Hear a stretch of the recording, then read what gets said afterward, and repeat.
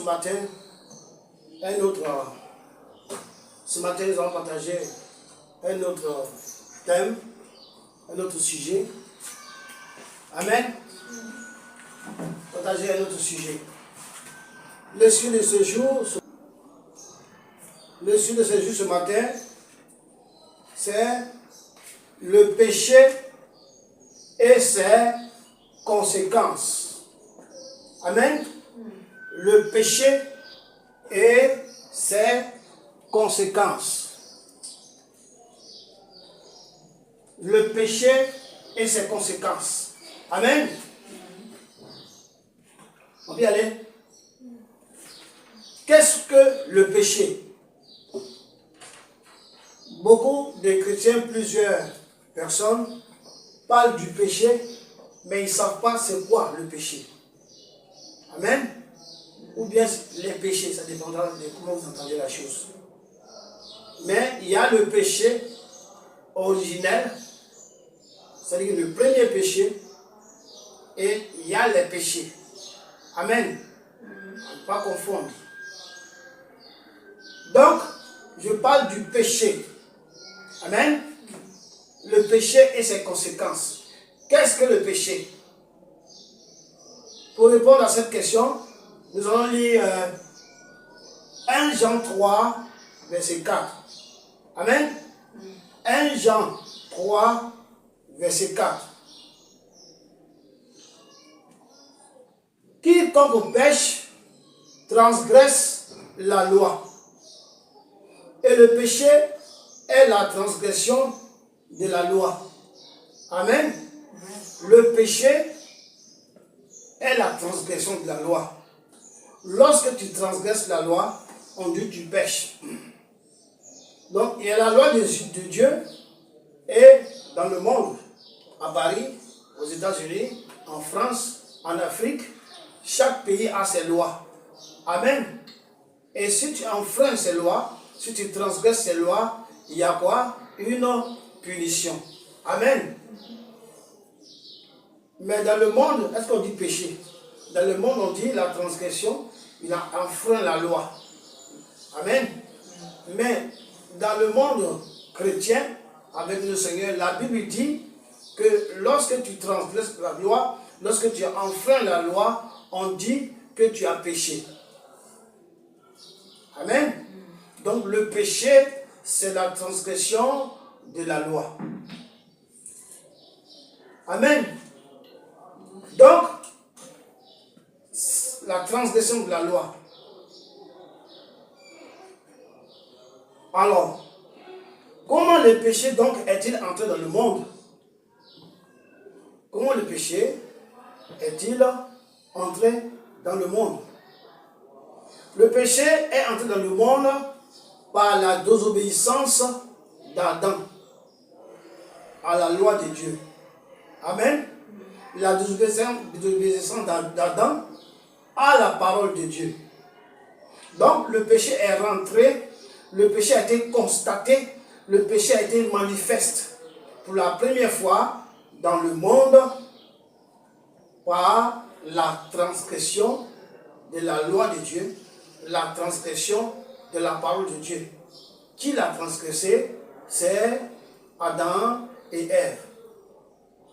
Donc c'est Ève qui a envoyé ça. Ensuite son mari l'a suivi. Mais comme c'est le mari qui est le chef de la famille, tout ce qui se passe dans une famille, Dieu ne regarde pas les enfants, Dieu ne regarde pas la femme, il regarde le chef de famille.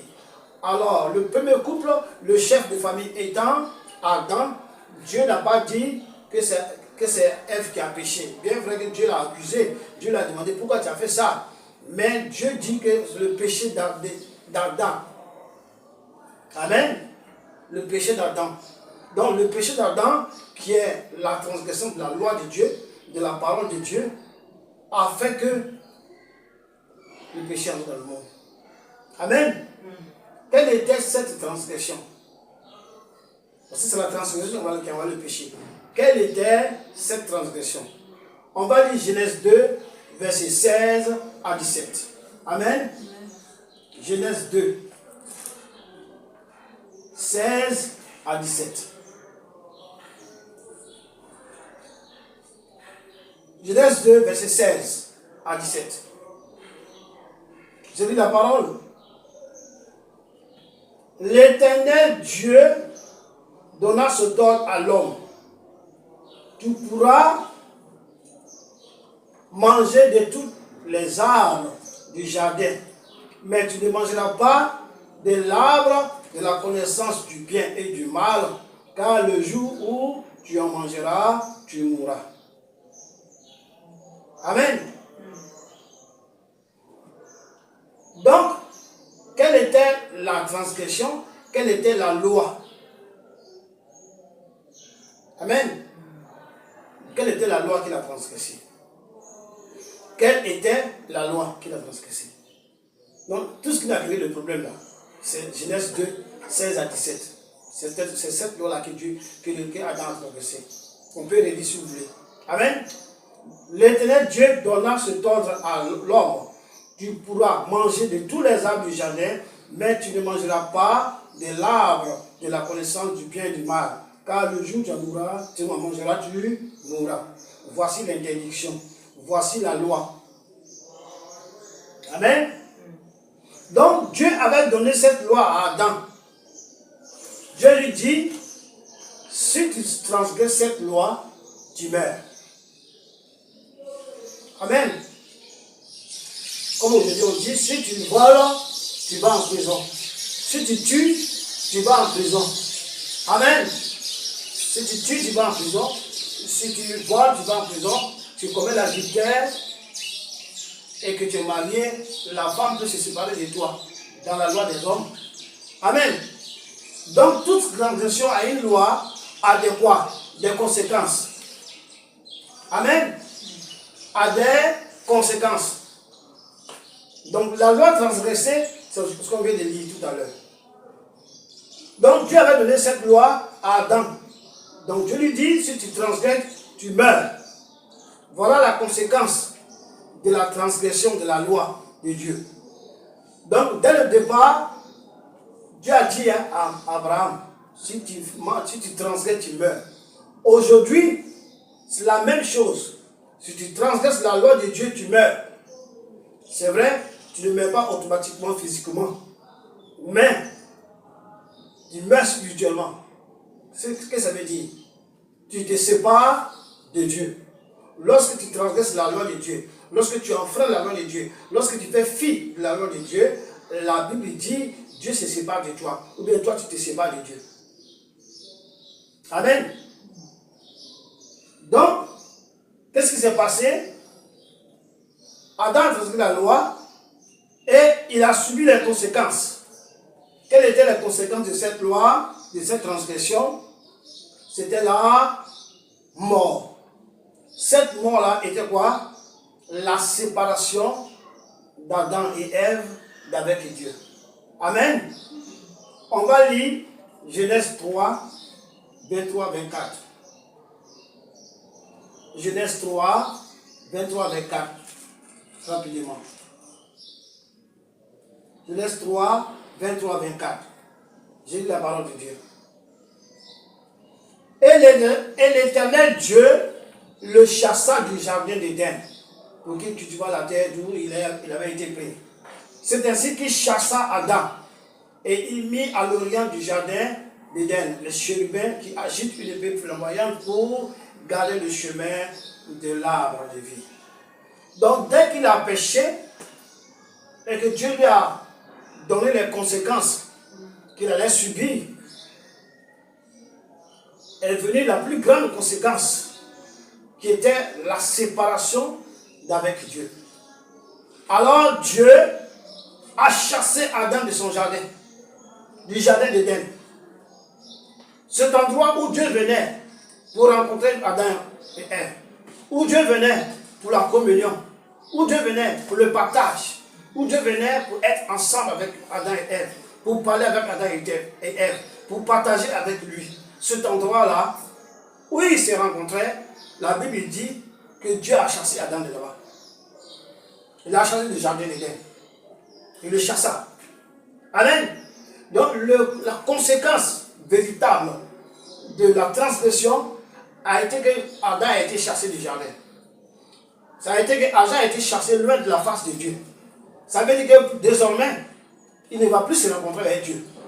Désormais, Dieu ne va plus venir lui rendre visite. Il ne va plus partager. Désormais, il ne va plus voir Dieu en face à face. Amen. C'est vrai, il pouvait entendre Dieu, mais il ne peut plus voir Dieu face à face. Pourquoi? Parce qu'il était désormais dans le péché.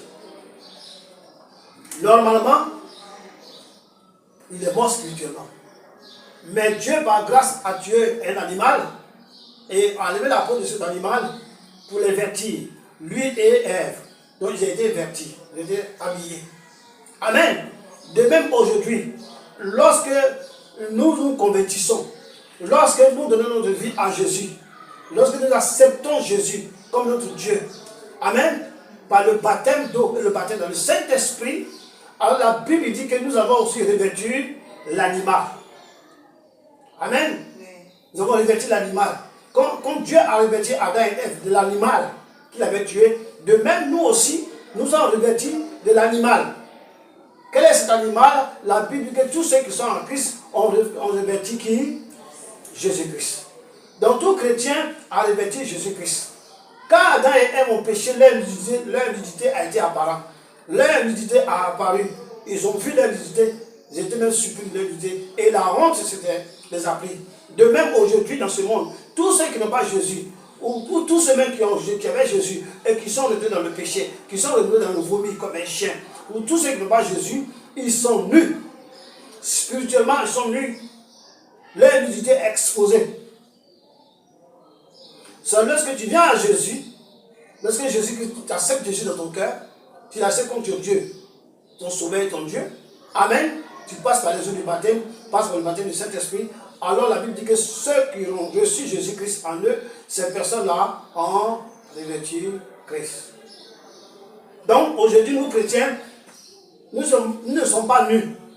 Physiquement parlant, si on a le vêtement, on est nus. Mais quand on parle de Jésus-Christ, quand on parle de l'Église, quand on parle de Dieu, quand on parle des choses spirituelles, ce n'est pas physique. Donc spirituellement, nous sommes vêtus, nous avons revêtu Christ. Les enfants de Dieu, les saints, les chrétiens, les convertis, les fidèles, ils sont dans une robe blanche. Une robe blanche. Amen. C'est pourquoi toujours quand on prie, je dis prions et demandons à Dieu de laver notre robe. Parce que chaque fois que nous péchons, notre robe est tachetée. Amen. Donc tout chrétien est habillé, est vêtu d'une robe blanche. Il n'est pas nu. Donc physiquement tu es habillé, spirituellement aussi tu es habillé. Au contraire des païens. Amen. Donc Adam et Ève étaient chassés. Et cette mort était l'absence de la présence de Dieu. Amen. L'absence de la gloire de Dieu. Nous chrétiens, nous avons la gloire de Dieu. Nous avons revêtu la gloire de Dieu. Christ, gloire, est Dieu. Christ nous couvre. Christ nous revêtit. Et nous avons Christ en nous. Nous avons la gloire de Dieu. Et nous sommes dans la gloire de Dieu. Amen. Nous sommes revêtus. Au contraire de ceux qui sont encore dans le monde. Ou des chrétiens qui vivent dans le péché. Amen. Donc, la Bible dit que cette mort d'Adam et Ève s'est répercutée sur tous les hommes. Amen. De ce fait, tous les hommes sont loin de Dieu. Tous les hommes sont hors de la présence de Dieu. Tous les hommes sont loin de la gloire de Dieu. Amen. À cause d'une seule personne. À cause d'une seule personne. Comme nous sommes descendants de cette personne, alors nous avons hérité ce péché. Et ce péché fait que lorsque on est, nous sommes dorénavant loin de la face de Dieu. Et nous ne pouvons pas vivre sans péché. Parce que nous vivons dans un corps de péché. Nous avons hérité un corps de péché. Amen. Et la Bible dit dans Romains 3, 23, que tous ont péché et sont privés de la gloire de Dieu. Tout cela c'est quoi? C'est le monde entier. Tout cela c'est quoi? C'est tous ceux qui sont descendants d'Adam et Ève. Quand tu nais, quand un enfant naît, il n'a pas commis de péché. mais il est né dans le péché. Amen. C'est ce que David disait dans Psaume 51. Ma mère m'a conçu dans le péché, je suis né dans le péché. Donc David dit que sa mère l'a conçu dans le péché. Ce n'est pas dit que David était un grand pécheur, mais sa mère était une grande pécheresse. Mais à cause de la nature humaine, dans lequel David est né, il dit que ma mère m'a conçu dans le péché. Ma mère étant dans le corps du péché m'a conçu. Et je suis né dans le péché. Amen. Donc toute personne qui naît dans ce monde, dans le corps humain, cette personne-là naît dans le péché. Le péché originel, le péché adamique, ça est sur toi. Et de ce fait, tu es loin de la gloire de Dieu. Tu es loin de la face de Dieu. Tu es loin de la communion de Dieu. Tu es loin de la communication avec Dieu. Tu es éloigné de Dieu. La gloire de Dieu t'est privée. Amen. Et si la gloire de Dieu t'est privée, si tu es loin de la gloire de Dieu, si tu es loin de Dieu, la Bible dit, là où il n'y a pas Dieu, il y a la mort. Amen. Là où il n'y a pas Dieu, il y a la mort. Donc, Adam et Ève ont enfreint l'interdit. Quel était l'interdit? C'est quoi qui était l'interdit de la loi? Qu'Adam et Ève ont enfreint, ont transgressé. Amen. L'interdit, c'est quoi? C'est de ne pas manger le fruit de l'arbre. C'est ça qui est interdit. L'arbre de la connaissance et de la vie. On va lire Genèse 3:3. Genèse 3:3. Amen.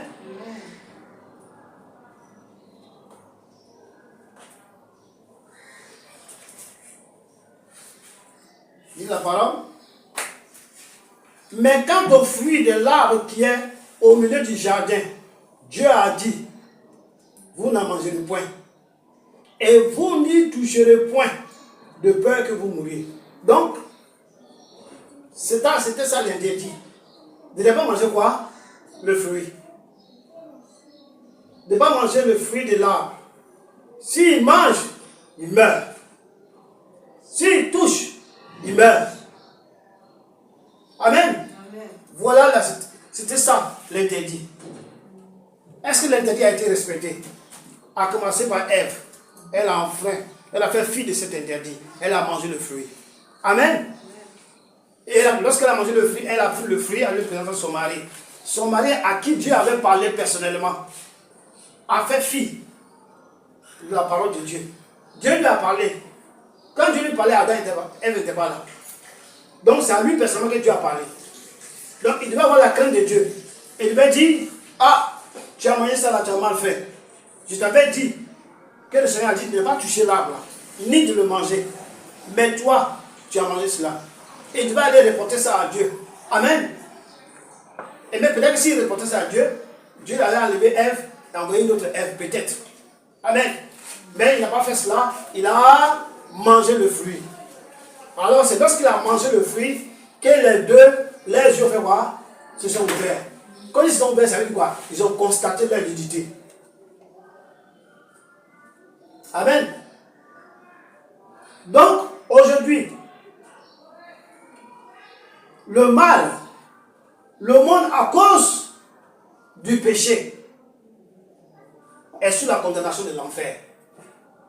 À cause de ce péché-là, que les deux là, ils ont les deux tutoraux là, ils ont commis. Amen. Le monde est sous la condamnation pour l'enfer.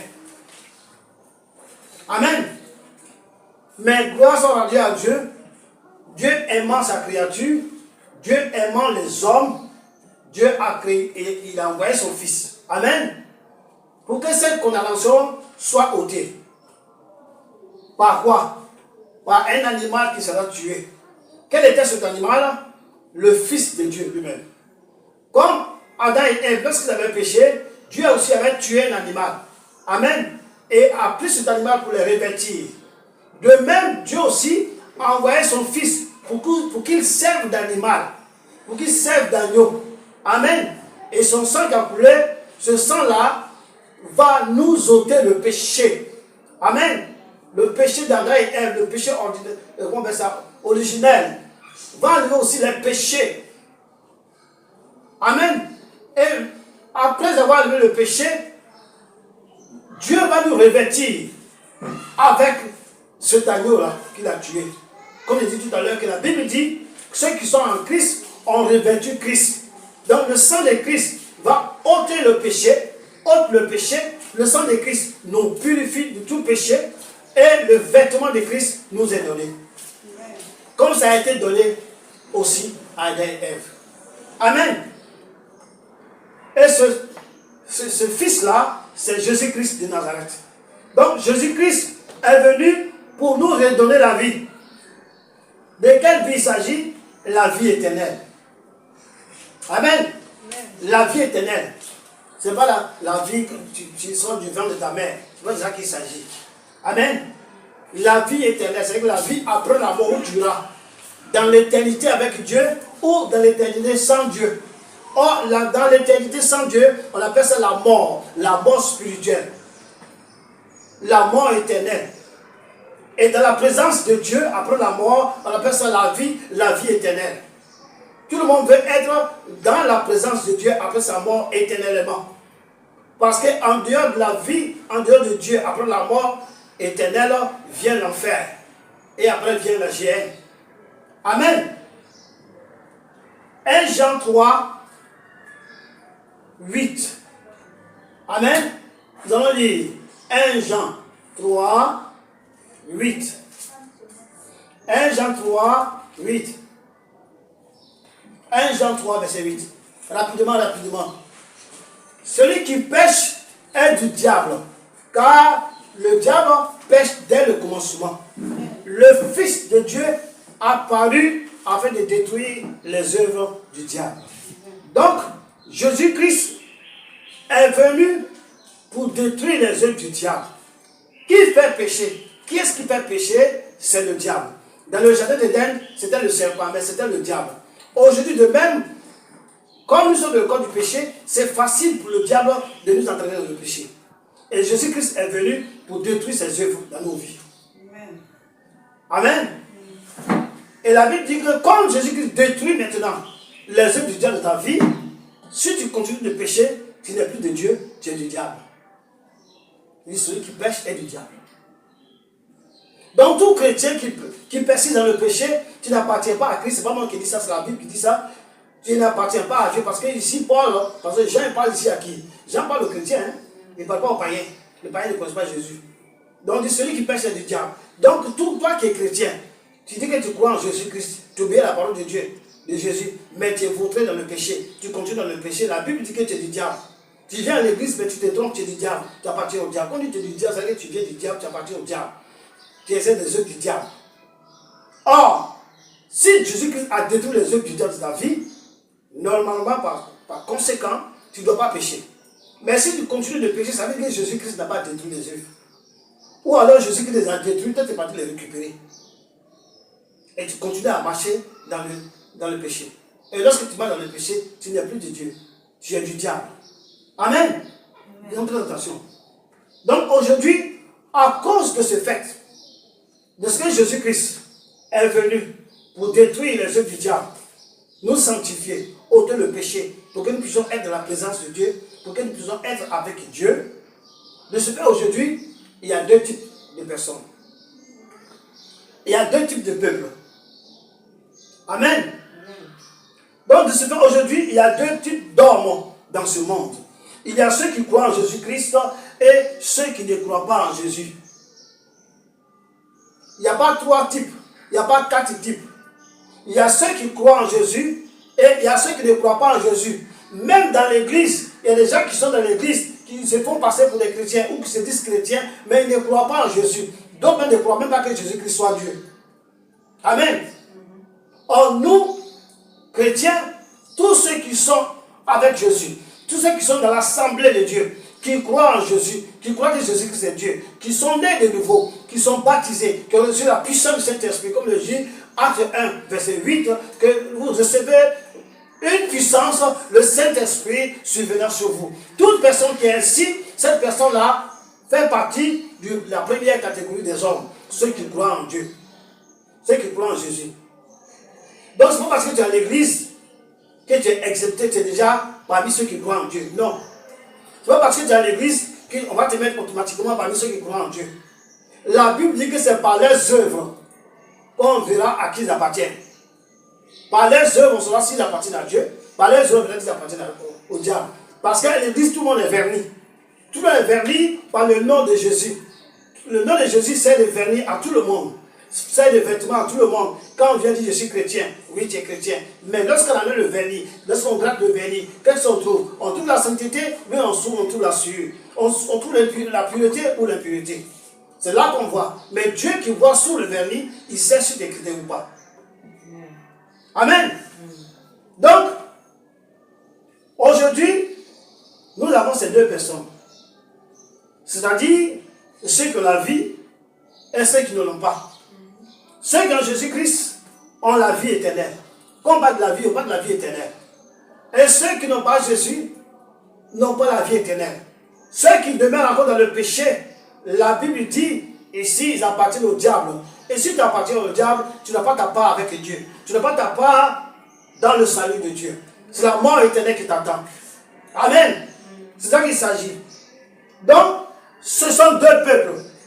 Ces deux peuples. Le peuple mort et le peuple vivant. Amen. Le peuple mort, ils n'ont pas la vie. Ils sont sans la vie, sans l'esprit de vie. Donc le peuple mort n'a pas la vie éternelle. Le peuple mort n'a pas la vie, il n'a pas l'esprit de vie en eux. Amen. Ils n'ont pas l'esprit de vie en eux. Et ceux qui sont vivants, c'est ceux-là qui ont reçu la vie éternelle, qui ont l'esprit de vie en eux. Amen. La Bible dit dans Romains 8, 9, que celui qui n'a pas l'esprit de Christ n'appartient pas à Christ. Christ, c'est Dieu. Donc si tu n'as pas l'esprit de Dieu, tu n'appartiens pas à Dieu. Tu appartiens au diable. Parce que la nature a horreur du vide. Si l'esprit de Dieu n'est pas là, c'est l'esprit de mort qui est là. Si Dieu n'est pas là, c'est le diable qui est là. Amen. Donc ceux qui ont la vie, c'est ceux-là qui ont l'esprit. Amen. Le peuple qui a la vie. Le peuple régénéré par l'esprit. Donc il y a le peuple qui est régénéré. Pourquoi régénéré? Parce que nous sommes nés dans un corps de péché. Nous marchons dans le péché, nous commettons le péché. Notre corps physique et notre âme, notre esprit sont souillés. Amen. Par ce monde, par les pratiques de ce monde, par la vie de ce monde, sont souillés. Alors Dieu vient et nous donne une nouvelle naissance. Et nous régénère, et nous retape, et nous donne une nouvelle vie. Et avec cette nouvelle vie, Dieu vient habiter en nous. Donc nous sommes régénérés et nous recevons l'esprit de vie.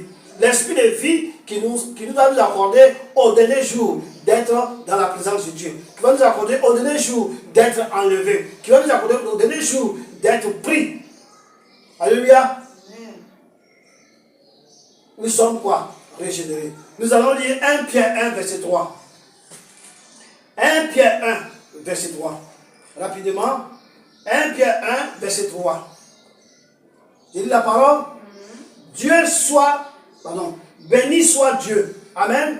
Le Père de notre Seigneur Jésus-Christ, qui, selon sa grande miséricorde, nous a régénérés pour une espérance vivante par la résurrection de Jésus-Christ d'entre les morts. Donc, Christ nous a régénérés. Amen. Selon sa grande miséricorde, parce que nous avons accepté Jésus-Christ. Parce que nous l'avons pris comme notre Père et il nous a adoptés, alors sa miséricorde tombe sur nous, sa grâce tombe sur nous et il nous régénère pour que nous puissions vivre avec lui. Amen.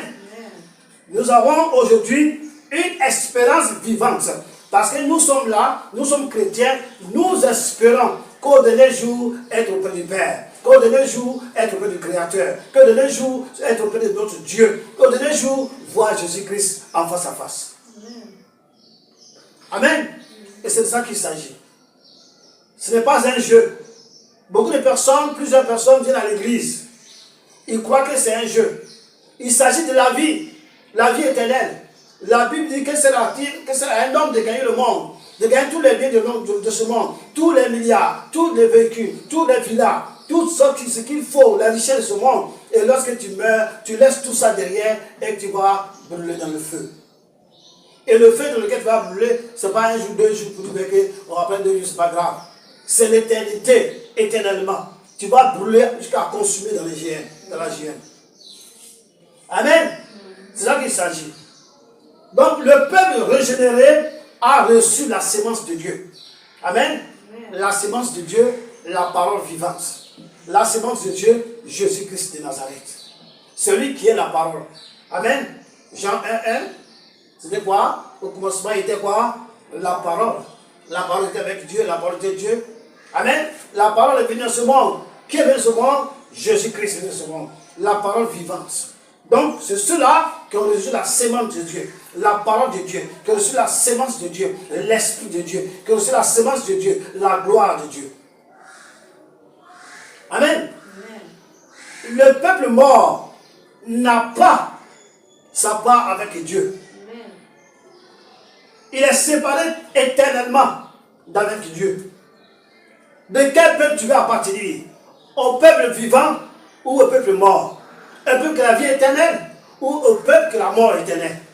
Tout dépend de nous. La Bible dit, tant que nous sommes dans le corps physique, tant que nous sommes dans ce corps, c'est nous qui décidons si vous allez aller avec Dieu ou si vous allez avec le diable. C'est nous qui décidons si vous allez à la vie éternelle ou la mort éternelle. C'est nous qui décidons de voir s'il faut posséder toutes les richesses de ce monde et s'éloigner de Dieu. Ce n'est pas que les richesses sont mauvaises, mais les richesses donnent un autre caractère. La richesse est bonne. Dieu dit que l'argent est la solution à tous les problèmes. Mais l'argent qui est donné, que tu reçois, il faut que cet argent soit dirigé, soit contrôlé par l'esprit qui est en toi. Si cet argent est contrôlé par maman, tu vas adorer l'argent, tu vas adorer maman. Amen. La Bible dit que ce sera difficile pour un riche d'aller au ciel. Ce n'est pas parce que la richesse est mauvaise, mais la richesse donne un caractère. La richesse donne un comportement. La richesse entraîne le péché. Amen. Or, si tu as la richesse qui n'est pas Jésus, à coup sûr, à 100%, tu vas aller en enfer. Amen.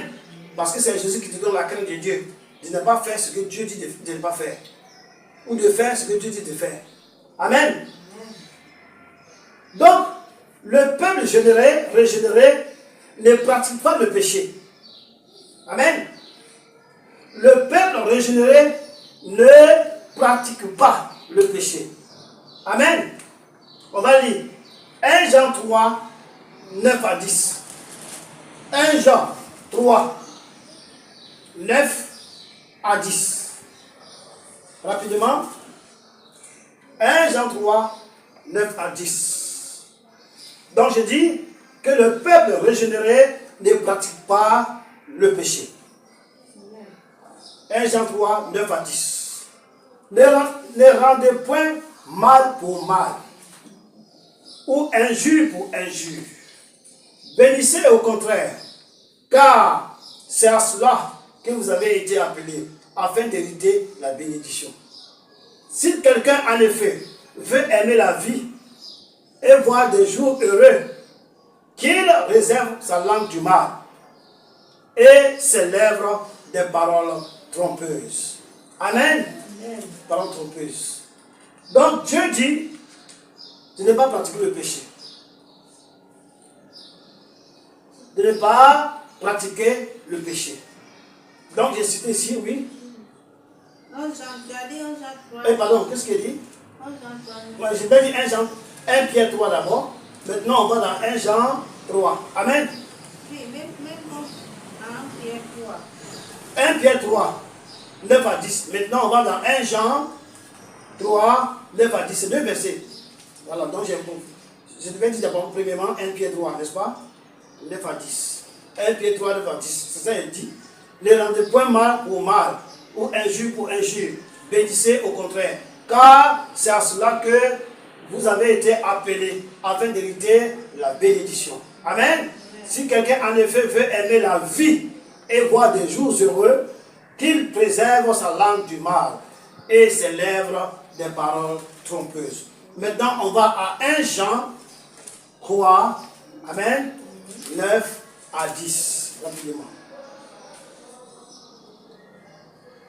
Donc, je lis la parole.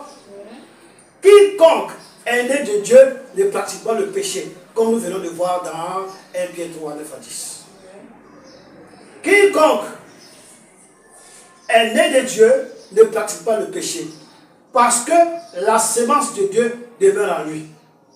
Donc, si tu as la sémence de Dieu, tu as le Saint-Esprit, vraiment tu ne peux pas pratiquer le péché. À moins que tu n'écoutes pas le Saint-Esprit, à moins que tu n'as pas la crainte de Dieu. Ça veut dire que tu n'es pas converti. Parce que tout chrétien qui est converti, il a la crainte du Saint-Esprit. Amen. Il obéit au Saint-Esprit. Donc, c'est ça. Que quiconque est né de Dieu, donc est régénéré, quiconque est converti, ne pratique pas le péché. Amen. Parce que la sémence de Dieu est en lui. L'Esprit de Dieu est en lui. La parole est en lui. Amen. Et il ne peut pécher parce qu'il est né de Dieu. Parce que tu as été régénéré, tu es né de nouveau, tu as la sémence de Dieu en toi, tu as la parole de Dieu en toi. Tu ne peux pas pécher. À moins que tu ne sois pas converti, à moins que tu n'aies pas tout ça. Un bon chrétien qui est né de nouveau, régénéré, qui a la sémence de Dieu, ne peut pas pécher. Il ne pratique pas le péché. Amen. Il ne pratique pas le péché. Mais ça veut dire quoi, pratique? Pratiquer le péché, pratique veut dire quoi? Amen. Pratiquer, c'est faire quelque chose continuellement. Vivre de quelque chose. Par exemple, un artiste, chanteur, il pratique le métier de la chanson. Il vit de ça. Amen. Un politicien pratique la politique. Il vit de la politique. Pratiquer, c'est de faire quelque chose continuellement. Pratiquer, c'est de vivre de quelque chose. Et tous ceux qui pratiquent le péché continuellement, tous ceux qui vivent du péché, comment on peut vivre du péché? Mentir pour avoir l'argent. Amen. Tromper pour avoir l'argent. Voler pour avoir l'argent. Vivre du péché. C'est-à-dire avoir son gain pour manger.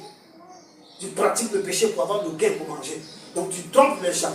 Tu mens. Tu fais le détournement. Tu voles. Tu fais le braquage. C'est le péché. Tu pratiques ça. C'est ta vie. Tu vis de ça. C'est de ça que tu puisses. C'est ce que tu fais pour avoir de quoi manger. Tu pratiques le péché. La Bible dit que celui qui est né de nouveau, qui est régénéré, qui a reçu la sémence de Dieu, ne peut pas faire ça.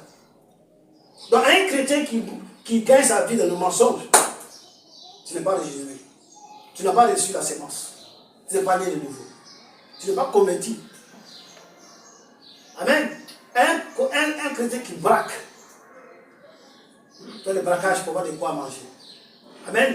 Qui vole le travail. Qui vole dans le bureau. Tu voles les chèques. Ou la recette du jour. Tu prends dedans 1 tiers, 2 tiers pour avoir de quoi manger, pour manger. Tu pratiques le péché. Tu fais ça tous les jours. La Bible dit que tu n'es pas né de nouveau. Tu n'es pas converti, tu n'es pas régénéré. Tu n'as même pas reçu la parole. Amen. Donc, pratiquer, celui qui pratique le péché n'est pas de Dieu, mais il est du diable. Parce que le diable, son travail, c'est quoi? Pratiquer le péché. Jean 10, 10. Le voleur, il ne vient que pour faire quoi? Voler, tuer, égorger. Amen. C'est ça. Détruire. Si tu voles pour manger, si tu tues pour manger, si tu détruis la vie des autres pour avoir de quoi manger, tu détruis la vie de ton patron pour prendre sa place, pour que tu puisses avoir un salaire. Tu voles dans l'entreprise, tu voles à la maison, tu voles ce qui appartient à ton père. C'est pas parce que ça appartient à ton père que quand tu prends ça sur l'utilisation, c'est pas péché. Tout ce que tu fais, tu prends sans demander au propriétaire, c'est un péché. Amen.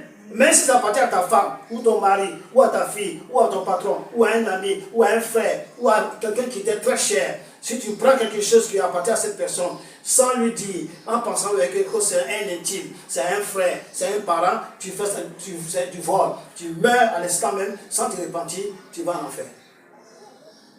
Amen. Donc celui qui pratique le péché n'est pas de Dieu, mais il est du diable. Amen. Dieu ne pêche pas, Dieu ne pratique pas le péché. Donc, son enfant qui a sa sémence, qui a son esprit, qui a sa parole en lui, la parole vivante en lui, son enfant ne pratique pas le péché. Amen. Son enfant ne pêche pas. Si tu pratiques le péché, ça veut dire que le péché te sert à manger. Et les gens en Europe, ils n'ont pas de femmes, ils ne sont pas mariés, mais ils sortent avec les vieilles femmes et ils sont payés. Ils passent une nuit là, c'est une vieille femme blanche ou noire, je ne sais pas. Le matin, on lui donne sa part. Il discute avec elle. Elle va dire 10, 15 euros, 100 euros, ça dépendra. 20 euros, 100 euros, 150 euros pour la nuit. Il va coucher ça.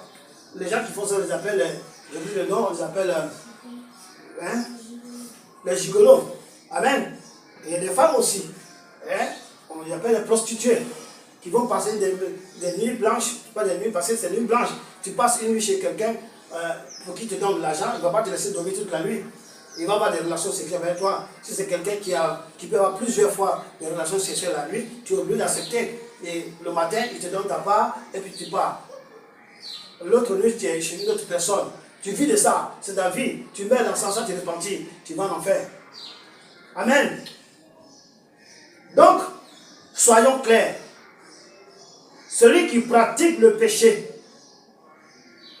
n'est pas de Dieu. Si tu vis dans le péché, toi qui es là, si tu vis dans le péché, tu pratiques le péché, tu n'es pas Jésus, tu te trompes. Va te repentir. Amen. Mais celui qui pratique le péché est différent de celui qui a commis un acte de péché.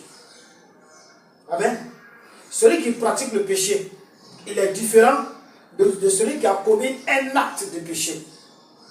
Nous sommes dans la chair. Amen. Et la Bible dit que personne ne peut vivre sans péché.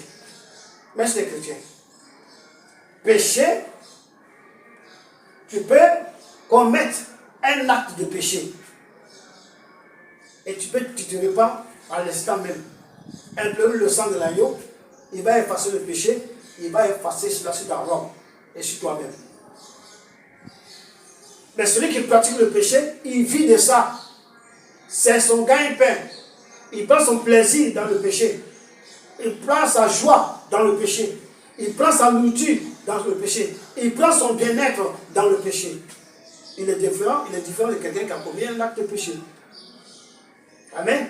Parce que nous sommes dans la chair. Un chrétien peut commettre un acte de péché. Amen. Par peur, tu peux mentir. Amen. Vous savez que Moïse a menti au roi. N'est-ce pas? Comment on appelle ça? C'est Moïse, hein? Abraham, quoi? Oui. Qui a dit que Sarah, c'est sa soeur.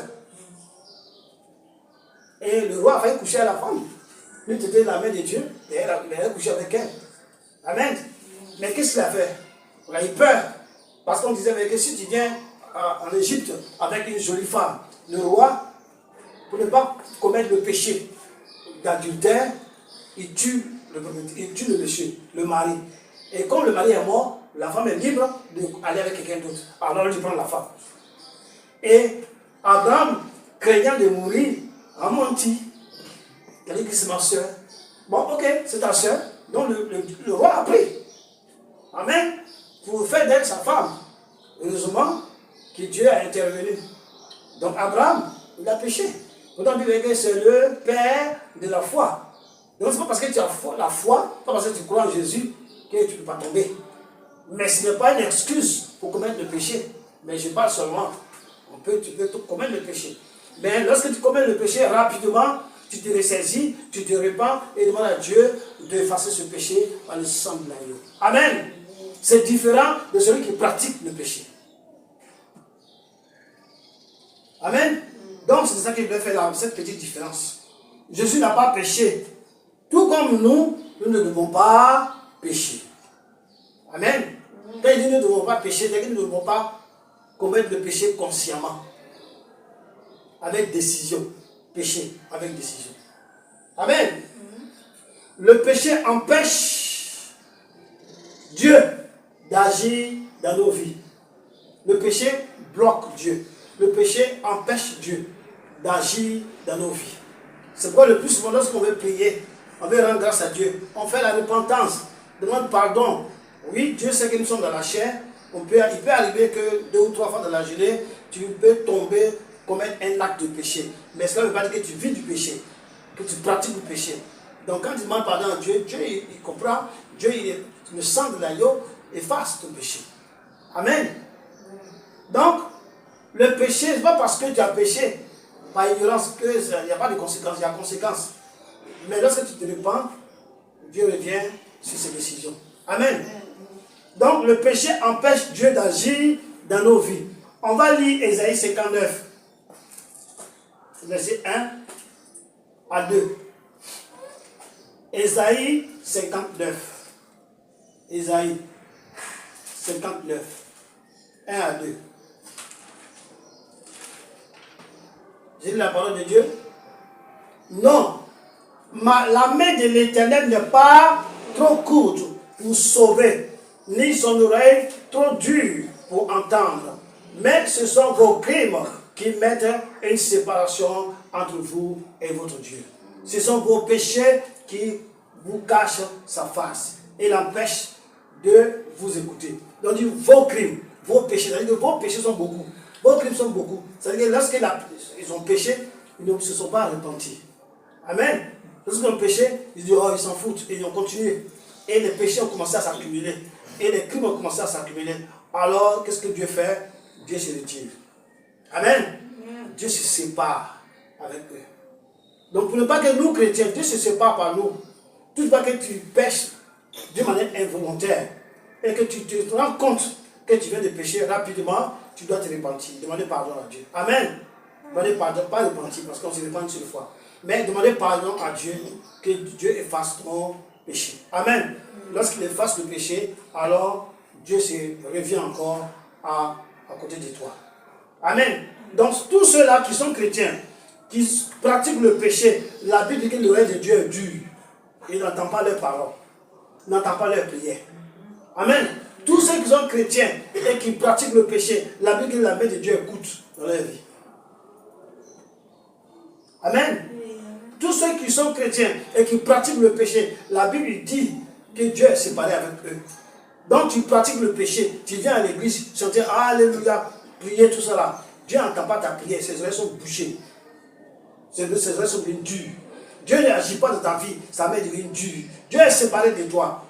Quand tu es chrétien et que tu pratiques le péché, mais tu commets le péché, tu ne demandes pas pardon au Seigneur.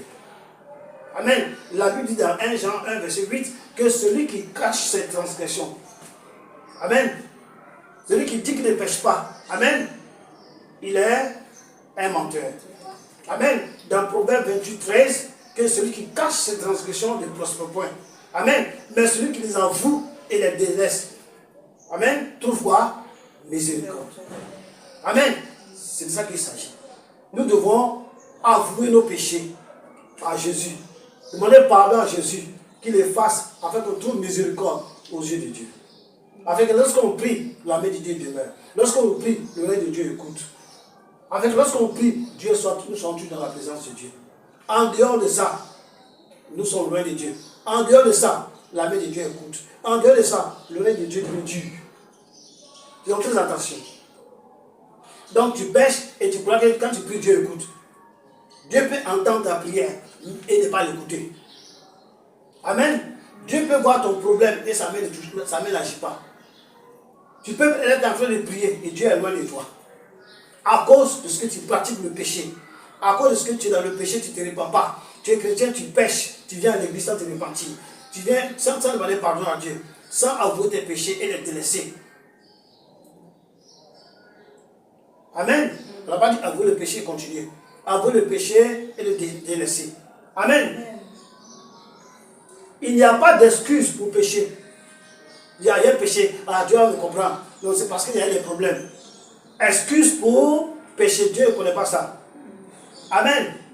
Dieu condamne le péché.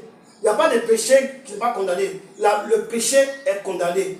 Lorsque tu pêches, il y a une condamnation qui t'attend. Il y a une conséquence qui t'attend. Quand Adam et Ève ont péché dans le jardin d'Éden, Dieu a dit à Adam, c'est à la sueur de ton front que tu vas avoir ta nourriture pour manger. Mais dans le jardin d'Éden, est-ce qu'il travaillait?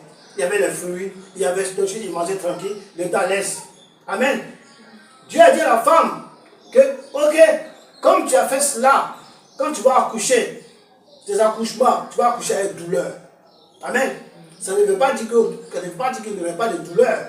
Mais quand il dit que tu vas accoucher avec douleur, ça veut dire qu'il va accentuer, il va multiplier la douleur. Quand la femme va accoucher, elle va souffrir, elle va sentir la douleur.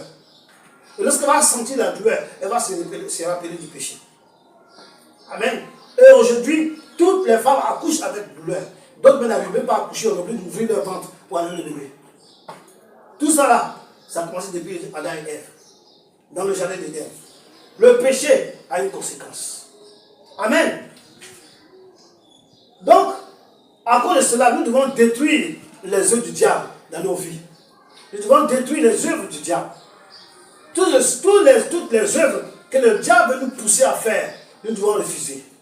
Nous devons combattre ces œuvres. Amen. Les œuvres du diable ne peuvent détruire les œuvres du diable. Donc, si tu as les œuvres du diable, tu ne peux pas te détruire les œuvres du diable. Ce n'est pas possible. Pour détruire les œuvres du diable, il faut avoir les œuvres du Christ. Parce que c'est Christ qui a parlé pour détruire les œuvres du diable. Alors, quand tu as Christ qui est en toi va détruire les œuvres du diable. Mais si tu n'as pas Christ et que tu pratiques les œuvres du diable, en aucun cas tu peux détruire les œuvres du diable. Ce n'est pas possible. Amen. Jésus-Christ est la solution. Jésus-Christ est la solution contre les œuvres du diable. Quiconque n'a pas Jésus, tu ne peux pas vaincre. Quiconque n'a pas Jésus, tu ne peux pas résister au péché. Quiconque n'a pas Jésus ne peut pas tenir tête au péché. Amen. Nous devons avoir Jésus. Le monde ne connaît pas que Jésus-Christ est le Fils de Dieu. Le monde ne connaît pas ça. Le monde ne veut même pas savoir ça. Amen. Quand il dit que Jésus-Christ est le Fils de Dieu, on dit, les gens commencent à rire, à tourner. Quand tu as évangélisé, si tu dis Jésus-Christ est le Fils de Dieu, les gens commencent à se moquer de toi. Nos frères d'à côté ne croient même pas. Dans leur livre, on dit que Dieu ne peut pas avoir enfant. Dieu n'a pas d'enfant. N'a pas engendré, il n'est pas engendré. Amen. Mais ça, c'est une compréhension erronée de la Bible. Pourquoi? Parce qu'il ne parle pas le Saint-Esprit. Amen. Jésus-Christ est le Fils de Dieu, spirituellement parlant. C'est-à-dire que Dieu s'est fait chair. Ce sont des fils de Dieu. Amen. Donc le monde ne connaît pas que Jésus-Christ est le Fils de Dieu. Le monde combat cela. Le monde combat ce état de fait. Et ce n'est pas parce que le monde combat que je dis que Jésus-Christ n'est pas le Fils de Dieu que nous, les chrétiens, nous allons dire, ah, attention, est-ce que vraiment non? Jésus-Christ est le Fils de Dieu. Amen. Dieu, le Fils de Dieu, ça veut dire quoi? Dieu fait Fils. Dieu se fait Fils. Dieu se fait chair, levé sur la terre. Amen. Donc, ce n'est pas parce que le monde dit que Jésus n'est pas Dieu, et pardon, que n'est pas le Fils de Dieu, que nous on dit que Jésus n'est pas le Fils de Dieu. Le monde ne connaît pas Dieu. Amen. Le monde ne connaît pas Dieu. Dans le monde, tout le monde prie Dieu. Tout le monde cherche Dieu. Dans les religions. La religion, c'est tout le mécanisme que l'homme met en place pour chercher Dieu. Nous ne sommes pas des religieux. Nous vivons la vie de Dieu. Christ est en nous. Nous vivons la vie de Christ. Christ est Dieu. Amen. Une personne ne peut pas se débattre pour chercher Dieu. C'est Dieu qui vient à toi. C'est Dieu qui t'appelle. Nous sommes venus à l'église. Ce n'est pas les matins qui disent, ah, je m'appelle Jésus. Non. Mais si je devais t'évangéliser, c'est Dieu qui a mis dans ton cœur d'accepter. La Bible dit que c'est Dieu qui donne le vouloir et le faire. Si Dieu ne te donne pas de venir adorer, si Dieu ne te donne pas d'accepter Jésus, tu ne peux pas accepter Jésus. Amen. Mais il a appelé. Dieu appelle beaucoup de personnes. Il met dans le cœur de beaucoup de personnes de venir à lui. Mais est-ce que c'est tous ceux qu'il a demandé de venir à lui qui sont allés? Non. Il y a des gens qui viennent et puis après ils retournent. Il y a des gens qui sont élus. Ils sont là toujours. Amen. Donc c'est ça. Il y a les élus et les non-élus. Tous ceux-là sont dans l'église. Il y a beaucoup d'appelés et peu d'élus. Et le monde ne connaît pas que Jésus-Christ est le Fils. Le monde ne connaît pas Dieu. Jean 14, 17. Le monde ne connaît pas Dieu. Jean 14, verset 17. Rapidement, on va finir. Jean 14, verset 17. J'ai lu la parole de Dieu. L'esprit de vérité que le monde ne peut recevoir parce qu'il ne le voit point et ne le connaît point. Mais vous, vous le connaissez, car il demeure avec vous et il sera en vous. Amen. Aujourd'hui, nous, l'Esprit de Dieu, il est où? Il est en nous. Mais au temps des apôtres, l'Esprit de Dieu était avec eux, c'est-à-dire Jésus-Christ. Il était avec eux, il demeurait avec eux. Et il serait en vous. Après sa résurrection, après son départ, il allait envoyer son esprit. Il allait venir lui-même en tant qu'esprit. Amen. Pour demeurer en nous. Aujourd'hui, Dieu demeure en nous. Nous connaissons Dieu. Nous connaissons son Fils. Nous connaissons son esprit. Nous avons la communion avec lui. Nous lui parlons, il nous parle. Mais le monde ne le connaît pas. Le monde ne le voit pas. Le monde ne voit pas sa manifestation dans la vie du monde. Est-ce qu'un païen parle avec Jésus-Christ? Est-ce qu'un païen communique avec Jésus-Christ? Est-ce qu'un païen a la communion avec Jésus-Christ? Est-ce qu'un païen est comme un avec le Saint-Esprit? Non. C'est le chrétien qui est comme un, qui a une union commune avec le Saint-Esprit. Amen. C'est pourquoi la Bible dit que le monde ne connaît pas Dieu. Le monde ne connaît pas l'Esprit.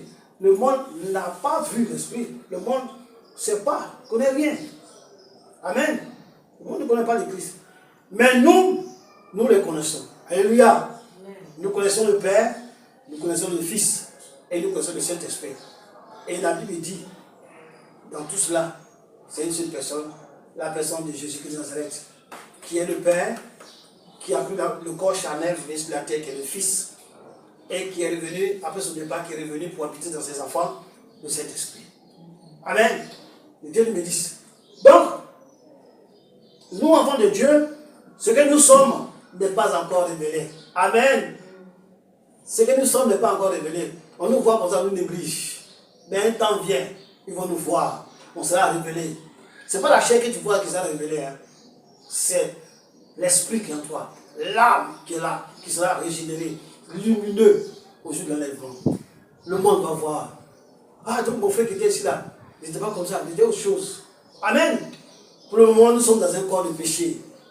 Pour le moment, nous sommes dans un corps de péché. Mais le moment de la révélation, quand nous serons révélés au monde, quand le monde va nous voir, quand? À l'avènement du Seigneur. Amen. Nous allons être révélés. Corps lumineux, incorruptible, monter dans les airs, à la rencontre de notre Dieu. Amen. À la rencontre de notre Père. Amen. À la rencontre de notre ami. Amen. À la rencontre de notre co-héritier. Alléluia. C'est ça. Mais pour le moment, nous sommes cachés dans un corps de péché. Amen.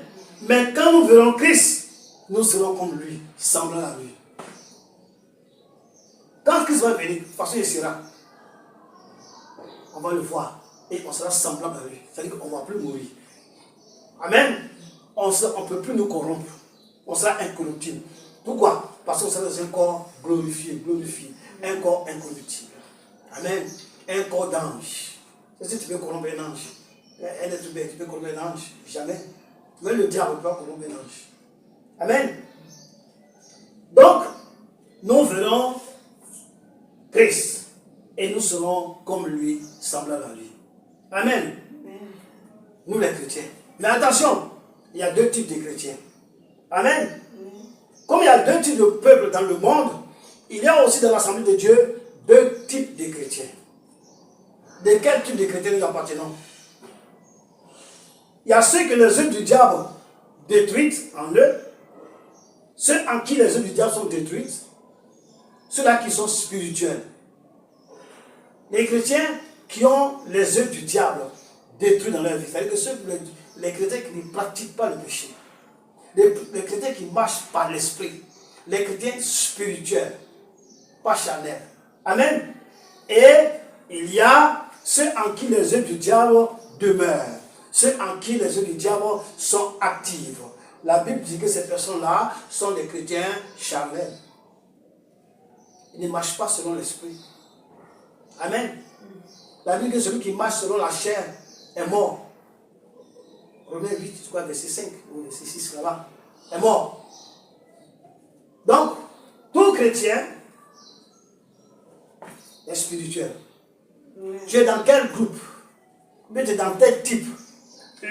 Dans le groupe, le type de chrétien en qui les œuvres du diable sont encore actives. Ou alors, tu es le chrétien en qui les œuvres du diable sont détruites. Si les œuvres du diable sont détruites dans ta vie, la Bible dit que tu es spirituel, tu marches selon l'esprit, tu appartiens à Christ. Mais si tu marches dans la pratique des œuvres du diable, la Bible dit que tu n'es pas en Christ, tu appartiens au diable. Bien que tu sois dans l'église, bien que tu sois dans l'assemblée, bien que tu cries, bien que tu chantes, bien que tu loues, bien que même que tu prêches, la Bible dit que tu appartiens au diable. Parce que tu vis dans la pratique du péché. Quand ils pratiquent du péché, des gens pensent que c'est plusieurs péchés. Tu voles, tu mentes. Non. Un seul péché, tu peux le pratiquer de ta vie. Par exemple, tu es un adultère. Que tu fais? Tu es un adultère. Tu trompes ta femme. Tu pratiques la vie adultérée. Tu es un menteur, tu gagnes ta vie dans le mensonge. Mais tu n'es pas un voleur. Mais tu n'es pas un meurtrier. Tu n'es pas un tueur. Mais tu gagnes la vie dans le mensonge. Tu pratiques le mensonge. Tu pratiques les œuvres du diable. Le Christ n'est pas avec toi. Matthieu 7, 23, 22. 22, 23. Matthieu 7.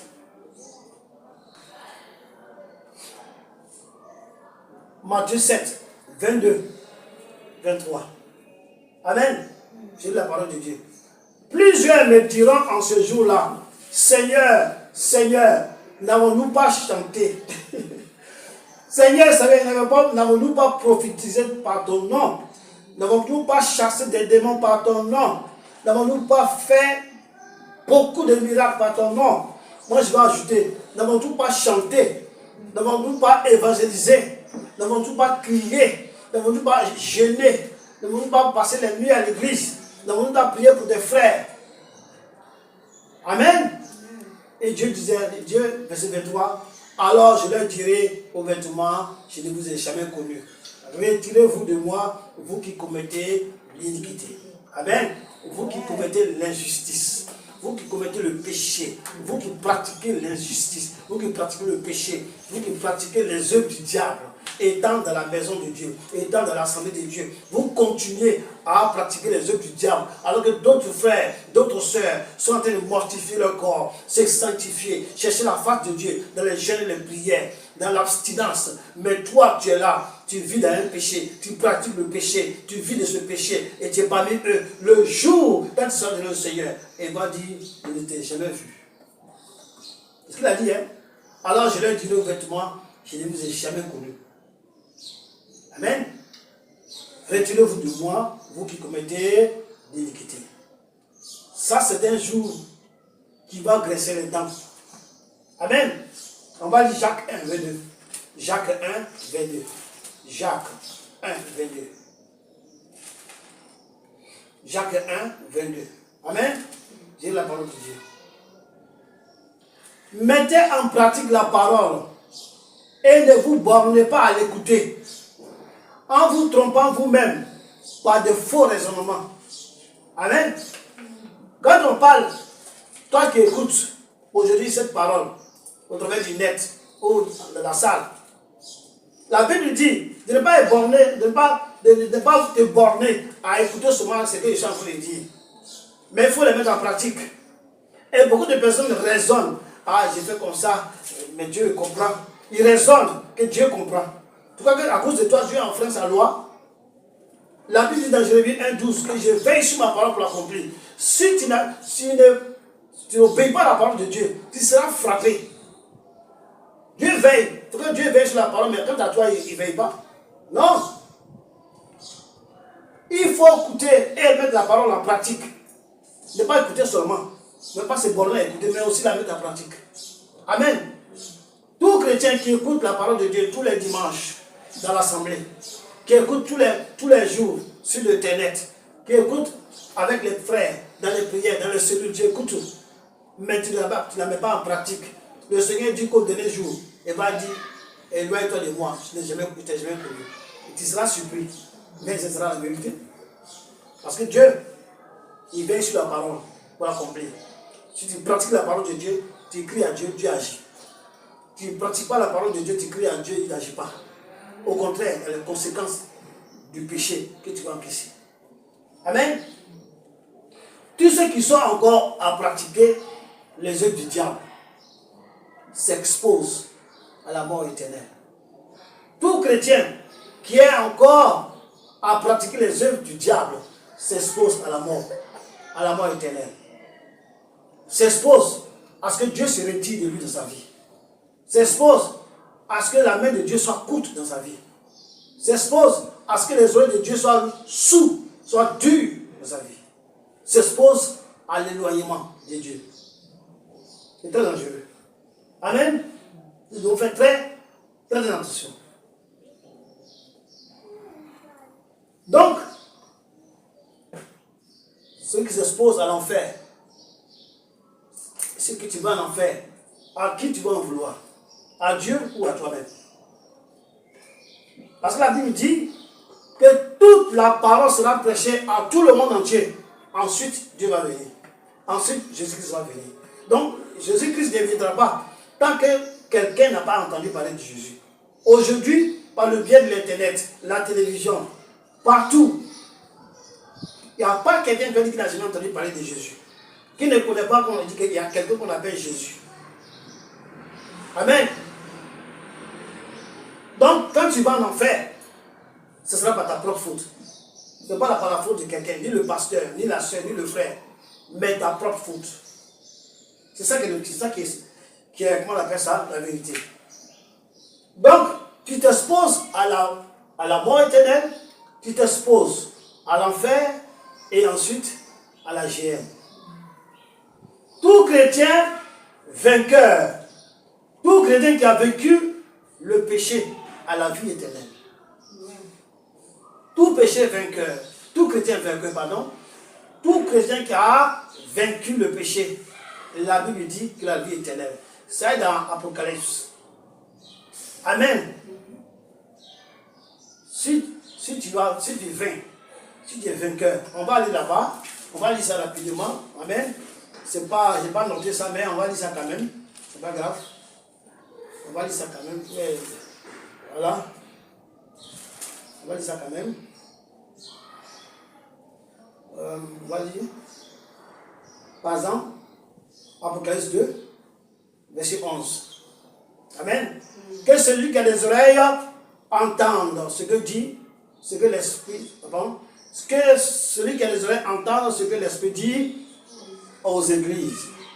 Celui qui vaincra n'aura pas à souffrir la seconde mort. Celui qui vaincra qui? Le péché. Qui est le péché? Le diable et ses démons. Celui qui vaincra le péché, celui qui ne vivra pas de la pratique de péché, celui-là ne verra pas la seconde mort, ne verra pas l'enfer, ne verra pas la GR. Amen. Mais qu'est-ce qui va lui arriver? Il va aller, on va lire Apocalypse 2, verset 7. Que celui qui a des oreilles entende ce que dit l'Esprit aux églises. À celui qui vaincra, je donnerai à manger de l'arbre de vie qui est dans le jardin de Dieu. Amen.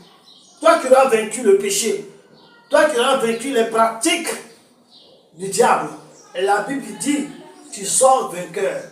À ta mort, tu vas manger. Tu vas au paradis, tu vas manger quoi? Le fruit. Tu vas manger de l'arbre de vie qui est dans le jardin de Dieu. Alléluia. Amen. Donc tous ceux qui sont encore à pratiquer, c'est l'enfer qu'ils attendent. Tout chrétien vainqueur, qui a vaincu le diable, qui a vaincu le péché, à la vie éternelle, et il est véritablement régénéré. 1 Pierre 1, verset 23. Amen. 1 Pierre 1. 1 Pierre 1, verset 23. 1 Pierre 1, verset 23. Rapidement.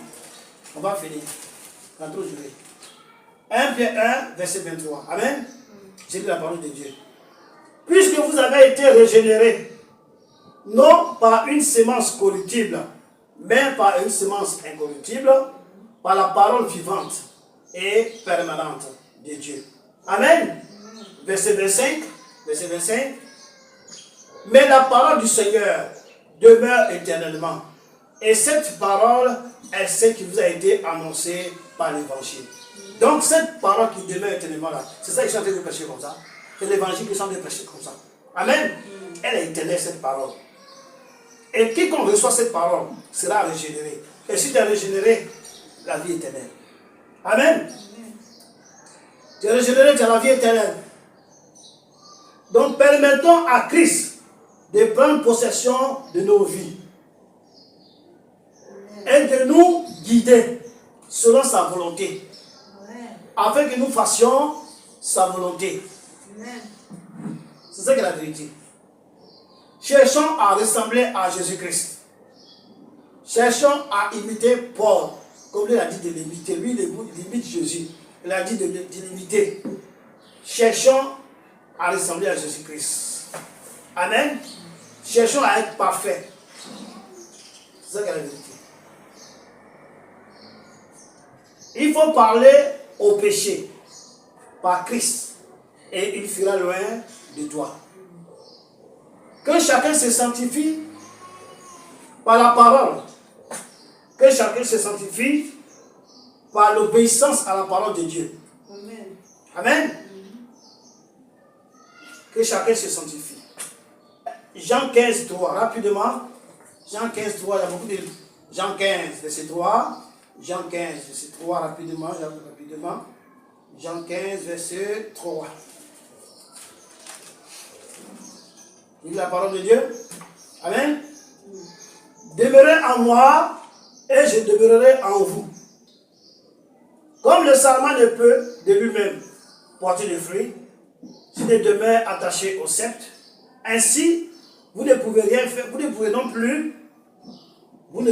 plus si vous ne demeurez en moi. Amen. Demeurons dans le Seigneur, alors nous pourrons porter des fruits. Dans le cas contraire, on va porter les fruits du diable. Amen. Comment on peut demeurer dans le Seigneur? En lisant la parole de Dieu, la lecture de la Bible, la méditation, la prière, la communion. Amen. La communication avec le Saint-Esprit. En méditant chaque jour la parole de Dieu. On va lire Jean 15, 4, verset 4. Dit la parole. On avait lu, pardon, on va lire verset 3, s'il vous plaît, verset 3.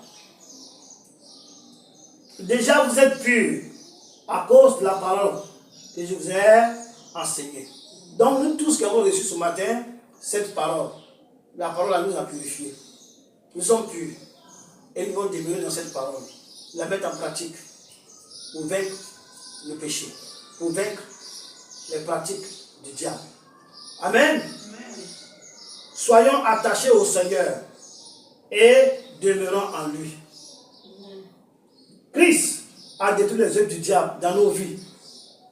Notre responsabilité est de nous tenir purs. Christ a détruit les œuvres du diable déjà dans nos vies. Et notre responsabilité, c'est de nous tenir purs. Amen. Pas de nous tenir souillés ou de pratiquer le péché. Non, de nous tenir purs. Le péché a été détruit dans nos vies par Christ. Donc nous devons rester purs. Nous devons nous tenir purs. Demeurer dans la pureté. De ne pas quitter dans ces choses pour aller encore chercher. Amen. Notre vie éternelle en dépend. Amen. Résistons au diable et il fuira loin de nous. Amen.